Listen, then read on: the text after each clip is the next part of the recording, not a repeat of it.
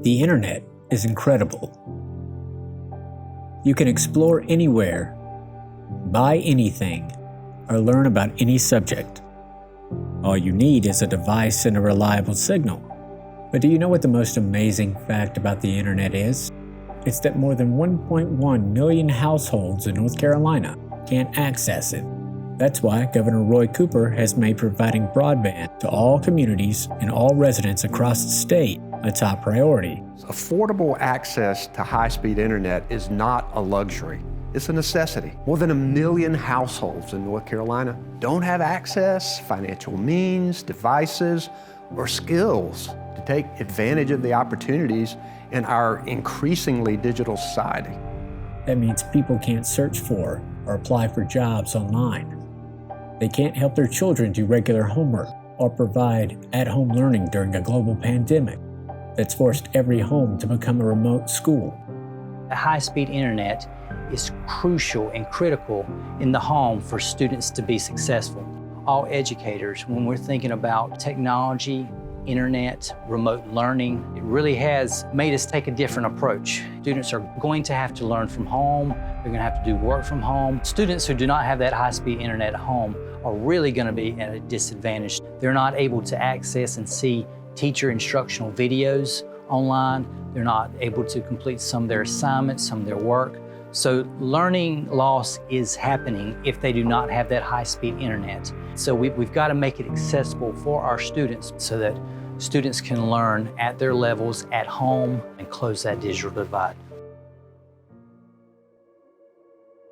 The North Carolina Office of Rural Health and Broadband Infrastructure Office combined forces a few years ago to do a telehealth and broadband feasibility study. So we found that one, access to broadband, especially at the home, was still a need.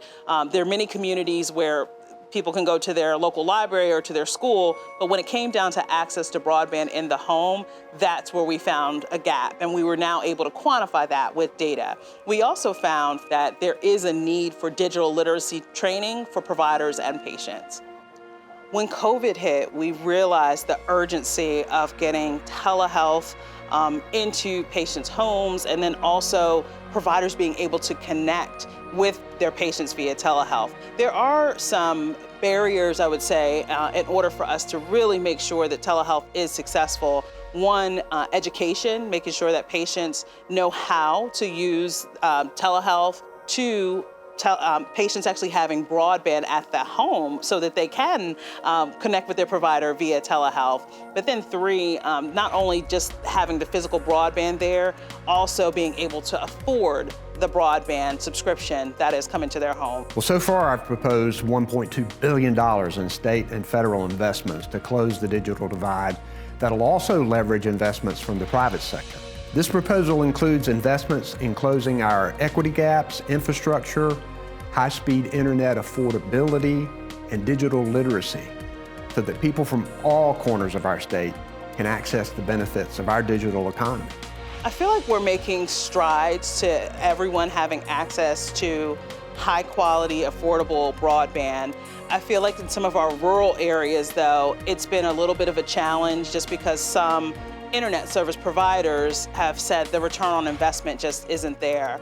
We've seen some great investments with the GREAT grants through Governor Cooper's administration, and we've seen a lot of the incentives for internet service providers to go into what we call that last mile for broadband. I think what we would love to see is also actual broadband to the home. So not just in a community many times or where the businesses are, but how can we make sure every home is connected? So with COVID-19, we really made us sit back and really think our approach and understand the importance of technology, but also high-speed internet. So even on a day where students are not able to come to school, whether it's a snow day or a storm, as long as we have power and internet, students are still able to learn from home. But I think about what COVID has shown us is just how much we need broadband in the homes for education and for quality of life, being able to stay connected even in a situation where we may be quarantining at home, we can still connect. So just having access in the home is critical. I feel like we're going there, but we definitely have still a ways to go, especially in our rural communities.